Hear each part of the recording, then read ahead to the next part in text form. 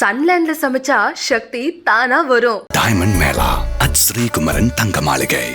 குறைந்த விலை நிறைந்த தரம், தங்கள் தேவைகள் அனைத்தும் ஒரே இடத்தில். ஜெயச்சந்திரன்.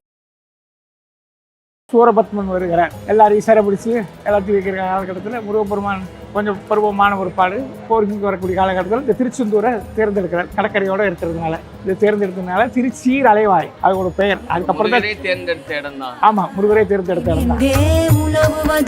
அது வந்து சூரபத்மனை அதை பண்ணக்கூடிய காலகட்டத்தில் மாமரமன் இன்னோடுறான். இதுக்கு மேலே அவனால் எந்த ஆயுதத்தையும் அவனால் பிரயோகம் பண்ண முடியும். எல்லா ஆயுதமும் அவனுக்கு பலம் இழந்து போயிடுச்சு. பின்னால் அதுக்கு பிற்பாடு மாமரமாக நின்ற பிற்பாடு அவர் வேலை வச்சு பழகிறார். அவர் மயில் சேவலமாகவும் இருந்தார். நான் உங்களுக்கு தலை வணங்குகிறேன். மயில வாகனமாகவும் கேவல கொடியாகவும் பார்வதியம்மன் சக்தி வேலாயுதம்னு வேலை கொடுக்குறாங்க. பின்னால தேவர்கள் வந்து விடுதலையாகி தேவர்கள் எல்லாம் வரக்கூடிய காலத்தில் இங்கே நல்ல தண்ணி கிடையாது. அப்படி கடல்ல அப்படி உப்பு தண்ணில அப்போ வேலை வச்சு சுத்தராருங்க. நாழிக்கடை அதுதான் நாழிக்கடை.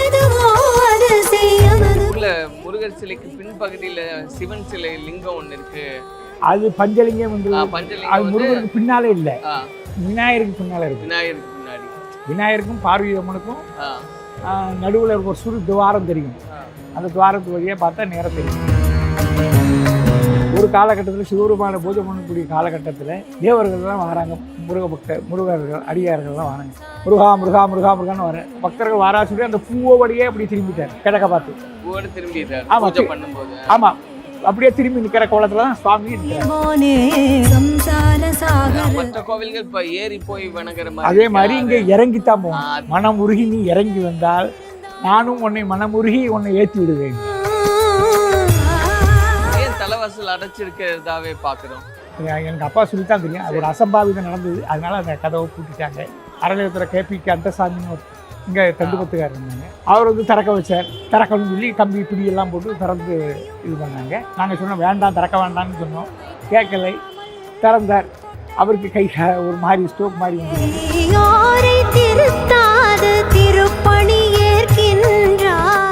ஐயா வணக்கம். வணக்கம். சொன்னது போல இங்க நிக்கிறதே மெய்சில் இருக்குது. நல்லா இருக்கிறோம். முருகா முருகா. நீங்க வந்து இப்ப 4 தலைமுறையாக இந்த கோவில்ல இருக்கிறதுனால பிறந்து வளர்ந்தது, ஓடி விளையாடி வளர்ந்த பருவம்லாம் இங்கதான். ஆமா.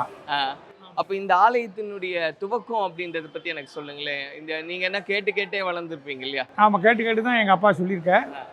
அதாவது திருச்செந்தூர் வந்து முதலில் ஜெயந்தி மாநகரம், திருச்சீர் அலைவாய் என்று பெயர் உண்டான இடம். ஜெயந்தி மாநகரம்ங்கிறது முருகப்பெருமான் வந்து இங்கே வந்து இடத்த தேர்வு பண்ணதுனால இது ஜெயந்திபுரம்னு பேர் உருவானது. ஜெயந்திபுரம் வரக்கூடிய காலகட்டத்தில் முருகப்பெருமான் சூரபத்மனை அழிப்பதற்காக அவதாரம் எடுத்தவர். அவர் வந்து சனத்குமாரர். அவர் முருகன் வந்து தேவர்கள் வந்து சிவபெருமான்கிட்ட போய் எங்களை சூரபத்மன் ரொம்ப கொடுமைப்படுத்துகிறான், உங்களை ஒன்றும் செய்ய முடியல, என்னதான் பண்ணக்கூடிய காலகட்டத்தில் சூரபத்மன் உங்களுக்கு ஒரு அவதாரம் என்னால் தோன்றப்படும், அது மூலமாக உங்களுக்கு நிவர்த்தி கிடைக்கும், கவலைப்படாதீங்கோ சொல்லக்கூடிய காலகட்டத்தில் அவருடைய நெற்றிக்கண்ணை திறக்கிறார்.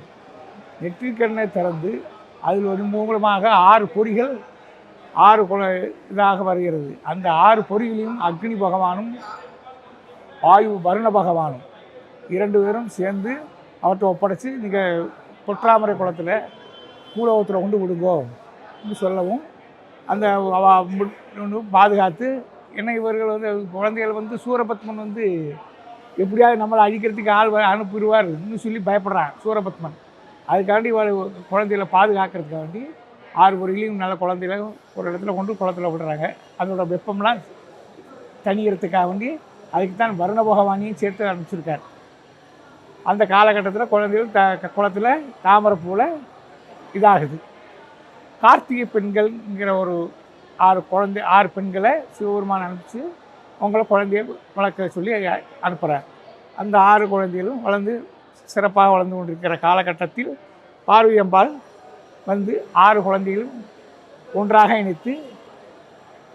இணைக்கிறாங்க. அது ஏகமுகமாக வந்து முருகப்பெருமானாக நமக்கு காட்சி கொடுக்குறார்.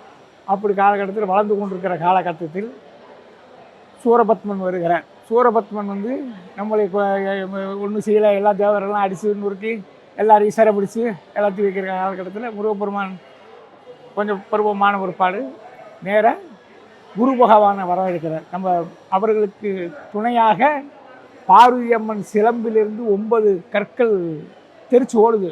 நெற்றிக்கண்ணை திறந்து அதோட பொறிகளுடைய தாக்கம் தாங்காமல் பார்வதி அம்மன் ஓடக்கூடிய காலகட்டத்தில் அதோட சலங்கையிலேருந்து 9 பொறிகள் வெளியில் வருது. அதுதான் நவ வீரர்கள். ஆமாம், வீரபாகமூர்த்தி, வீரமகேந்திர, வீர மார்த்தாண்ட, வீரகேசரின்னு 9 பேர் அவர்கள் முருகனுக்கு தம்பிமாராக அதோடு சேர்ந்து அவங்க இது பண்ணுறாங்க. வீரபாகமூர்த்தின்னு அதில் தளபதி மாதிரி வச்சுக்கோங்களேன். அப்படி இருக்கக்கூடிய காலகட்டத்தில் முருகப்பெருமான் குரு பகவானை வரவழைக்கிறார். தேவகுரு, அவளுக்கு குரு வந்து தேவகுரு தான். நவக்கிரகத்தில் 9 குருத்தில் தேவகுருன்னு இருக்காருல்ல, அந்த தேவகுருவை வரவழைச்சு சூரபத்மனுடைய முழு விவரத்தையும் அறிந்து எனக்கு சொல்லணும் அப்படின்னு சொல்கிறார். அவர் எல்லாத்தையும் பார்த்துட்டு சூரபத்மனுடைய வரலாறுகள், அவன் தன்னுடைய தம்பிகள் சிங்கமுகம், பானுகோபன் என்ற ஒரு யானை முகத்தலைவன் ஆக 3 பேர் இருக்காங்க. இவங்கெல்லாம் இப்படி வரம் வாங்கியிருக்காங்க. இதெல்லாம் தாற்பயத்தெல்லாம் அவருடைய குணாதிசயங்களை பூரா முருகருக்கு விளக்குறார். அப்போ நீர் கூடவே இங்கே இரும், குருவை இங்கேயே இரும் இன்னும் சொல்லிட்டு அவர் போருக்கு வரக்கூடிய காலகட்டத்தில் இந்த திருச்செந்தூரை தேர்ந்தெடுக்கிறார். கடற்கரையோடு இருக்கிறதுனால இதை தேர்ந்தெடுத்ததுனால திருச்சீர் அலைவாய் அதோட பெயர். அதுக்கப்புறம் தான் தேர்ந்தெடுத்த இடம் தான். ஆமாம், முருகரே தேர்ந்தெடுத்த இடம் தான் இது. ஆமாம், திருச்சீர் அலைவாய். அதில் இருந்து அப்படி சொல்லுங்கள். திருச்சீர் அலைவாய் தான் திருச்சீர் அலைவாய். அப்படி காலகட்டத்தில் சரி கொஞ்சம் மலையை முதல்ல உடைக்கணும்னா கிரபுஞ்ச மலைன்னு பெயர். கிரபுஞ்ச மலையை உடைச்ச ஒரு பாடு சூரபத்மனுடைய கோட்டை தெரியுது. கோட்டை தெரிஞ்ச ஒரு பாடு ஆஹா நம்ம கோட்டையை உடச்சி விட்டால் இன்னும் சொல்லி கேட்கக்கூடிய காலகட்டத்தில் சூரபத்மனுக்கு அவன் முதல்ல வீரபாகமூர்த்தி வந்து தூது அனுப்புகிறார் முருகப்பெருமான். நீ போய் என்னான்னு கேட்டு வா இன்னும் சொல்லி என்ன சூரபத்மனுடைய கோட்டைக்கு வீரபாக நீ யார் என்னன்னு அந்த மாதிரி வந்திருக்கோம், உங்களுக்கு தூது அனுப்பி சமாதானமாக போகிறீங்களா எப்படி என்னங்கிறது ஒரு சமாதான தூது அனுப்பணும் இல்லையா, அது மாதிரி வரேன். நாங்களும் சமாதானம் கிடையாது, உங்களை கொல்லாமல் விட மாட்டோம்னு அவன் சூரபத்மன் சொல்லிட்டான். அவன் நேரம் வந்தாடுறா சிவபெருமான் யார் வீரபாகமூர்த்தி அந்த ஒரு படி இப்படி சொல்லிட்டான். ரைட், அப்போ போகிறதோட போகணும்னு சொல்லிட்டான். இதுக்கிடையே பார்வதி அம்மன் சக்தி வேலாயுதம்னு ஒரு சக்தியை 3 பேர் சக்தியை கொடுத்து வேலை கொடுக்குறாங்க. பருவத்தில் வேல் கொடுத்த அந்த வேல் தான் 3 பேரையும் அழிக்குது, சம்ஹாரம் ஆகுது. அவர் வந்து சூரபத்மன் வந்து சாகவில்லை, அவனுடைய அகங்காரத்தை ஒழித்து கட்டுகிறார். அதாவது சூரசம்ஹாரம். காரம்னு அவனுடைய அடக்கம், அவனை அலங்கிடுறான், அவ்வளோதான். இது இருக்கட்டும், ஒரு பிடிக்காது அடக்கம். சூரபத்மன் வந்து அப்போ வேட்டை அப்போ நம்ம போர் தொடுத்துற வேண்டியான்னு சொல்லி போருக்கு அழைக்கிறான். போருக்கு வர பானுகோபன் முதல் தம்பி அழைப்புகிறான். பானுகோபன் என்பவன் யானை முகத்தோட யானைத்தலையோடு சேர்ந்துடும். அதனால் அவரோட போர் புரிஞ்சு அவனை சமாதானம் பண்ணியாச்சு. அடுத்தது சிங்கமுகாசுரன். அவன் கொஞ்சம் கொஞ்சம் நியாய கட்டுப்படத்துக்கு வேண்டாம், வந்திருக்கிறவன் யார் என்று தெரியவில்லை, நம்ம போய் மோத வேண்டாம்னு சொல்கிறான். அதெல்லாம் கிடையாது, நீ மோதுன்னு சொல்கிறான். சரி இன்னும் போகிறான். அவனும் சமகாரம் ஆயிடுறான். அதுக்கப்புறம் சூரபத்மன் கடைசியாக வர சூரபத்மன் வந்து காலகட்டத்தில் இன்னும் 4-5 அவர் ஃபைட் ஆகுது. இங்கே ஆலந்தலைன்னு ஒரு ஊருக்கு, அது ஆனத்தலை. இங்கேருந்து போகிற இந்த கடற்கரை பூரா போர்க்கட்டம் தான். ஆலந்தலைங்கிறது ஆனத்தலை. அது முதல்ல இந்த பானுகோபன் சொன்னீங்கன்னா யானை முகம்னு, இங்கேருந்து போர் முடிஞ்சு அங்கே போய் அவனை சொல்ல. அதனால தான் அந்த இடம் ஆனத்தலையே கடைசி மருவி ஆலந்தலையாக மாறிடுச்சு. ஆமாம், அதுவும் இங்கேருந்து நடந்து தான் போயிட்டு இருக்கு. மணப்பாடு வரும் போயிருக்கு. மணப்பாடு லைட் ஹவுஸ் இருக்கு பார்த்தீங்களா, அங்கே வந்து மாப்படுன்னு பேர். அதுக்கு மான்னா மாமரம், படுன்னா புழக்கிறது. அங்கே சிங்கமகாசுரன் அதுவும் அவனும் இறந்து போயிடுறான். பட் இப்போ சூரபத்மன் அவனுக்கு போர் புரிஞ்சு கடைசி வரையும் போயிடுறான். சூரசம்ஹாரம் வந்து இங்கிருந்து அங்கே வரைக்கும் மணப்பாடு வரும் போயிருக்கு. ஆமாம், அதுக்கு பேர் மாப்படுன்னு சொன்னேன். அந்த மாப்படு மருவி மணப்பாடாக ஆகிவிட்டது, மாமரத்தை பிளந்ததுனால. அப்படி காலகட்டத்தில் கடைசியில் சூரபத்மனை வதம் பண்ணக்கூடிய காலகட்டத்தில் அவன் மாமரமாக நின்னோடுறான். இதுக்கு மேலே அவனால் எந்த ஆயுதத்தையும் அவனால் பிரயோகம் பண்ண முடியும். எல்லா ஆயுதமும் அவனுக்கு பலம் இழந்து போயிடுச்சு. பின்னால் அதுக்கு பிற்பாடு மாமரமாக நின்ன பிற்பாடு அப்புறம் வேலை வச்சு பழகிறார். அவர் மயில்மாகவும் சேவலமாகவே இருந்தார். நான் உங்களுக்கு தலை வணங்குகிறேன். அவன் கேட்ட வரம் என்னன்னா, எனக்கு சாகா வரம் வேண்டும். ஒரே வார்த்தையில் முடிச்சிட்டான். எனக்கு சாகா வரம் வேண்டும். உன்னால், அதான் ஆண்மகன் சொல்லுவோமா இல்லையா, அதாவது உன்னால் பிறந்தவன் மட்டும்தான் என்ன இது என்னுடைய அகங்காரத்தை அழிக்க முடியும்னு சொல்லிடுறார். அதனால தான் நெற்றிக்கண்ணிலேருந்து அவர் முளைச்சது. இப்போ இந்த நாட்கள்ல சூரசம்ஹாரம் இங்க எவ்வளவு விமர்சையா நடக்குதுன்னு நம்ம பார்க்கலாம். ஆமா, சஷ்டியில் அதுல நீங்களும் வந்து அந்த முருகனுடைய வேலை எடுத்து கொடுக்கறது அந்த பணியில இருப்பீங்களா? எந்த பணியில இருக்கீங்க? நாங்கள் உள்துறையில் வேலை பார்த்தேன். 25 வருஷமா வேலை பார்த்தேன். நானும் அவங்க கூட அந்த வேல் வாங்குற மத்தியானம் வேலையில் நடக்கும். அதெல்லாம் வேல் வாங்கி கொடுப்பாங்க. அதெல்லாம் நடக்கும். வேல் வாங்கி கொடுக்குற பணியெல்லாம் அதெல்லாம் உண்டு. நாங்கள் அதுக்குன்னு தனியாக ஆட்கள் இருக்காங்க. அந்த ஆட்கள் அதோட சேர்ந்து தான் அவங்க வாங்கி வருவாங்க. அதுக்குன்னு ஒவ்வொன்றும் ஒவ்வொரு ஆளெலாம் நியமிச்சிருக்கோம். சரி, அந்தந்த காலகட்டத்தில் அவங்க வருவாங்க. இப்போ இது என்ன காரணம்? இப்போ இவ்வளோ பெரிய டாலர்ல திருச்செந்தூர் முருகனை சேர்த்து எனக்கு ஒரு ஆசை, முருகனை சுமக்கணும்னு ஆசை. முருகனை சுமக்கணும் ஆசை. நமக்கு அவ்வளோ தூரத்துக்கு பலம் கிடையாது. சரி, முருகனை டாலராக செய்து போடுவோம். மூலஸ்தானம் எப்படியோ அதே அளவுக்கு அப்படியே அதுதான் சொல்கிறேன். இந்த அந்த அதுக்கு அந்த மூலவர் இந்த இருக்கு இதே மாதிரி அந்த அதே மாதிரி இது ஒரு சிற்பி எனக்காக செய்து கொடுத்தார். டாலர் ஐயர்னா யாரு கேட்டாலும் சொல்லி அவன் பேரை மறந்தாலும் டாலர் பெரிய டாலர் கொடுக்க போகிறேன் அப்படின்னு கேட்டால் சொல்லிடுவாங்க.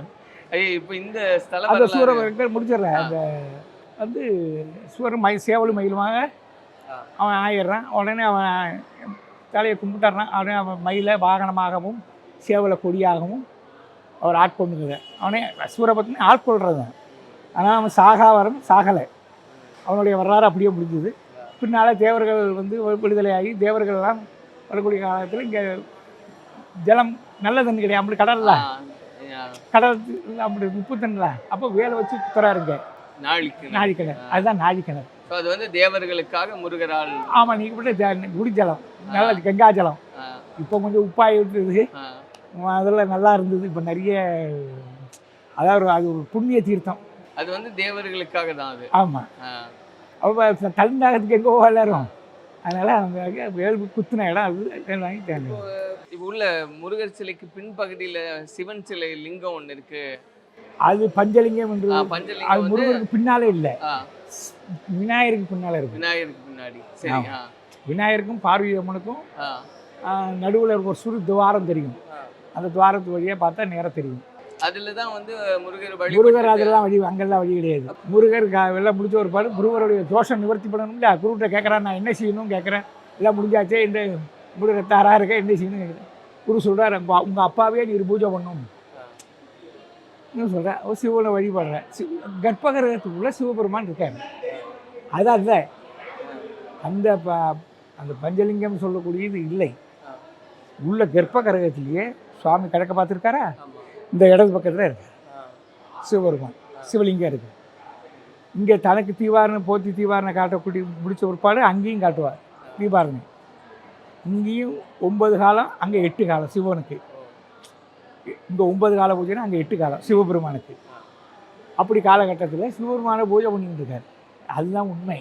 ஜெகநாதர்னு பெயர். ஆனால் நிறைய பேர் சொல்லும்போது பாதாள அறையில் அது அது தெரியல எனக்கு. அது எல்லாரும் ஒவ்வொன்று சொல்லுவாங்க, அவ்வளோதான். அது இப்போ அப்பு தேவு ஆயுன்னு பஞ்சலிங்கம்னு இப்போ சொல்லிக்கிட்டு இருக்காங்க, அவ்வளோதான்.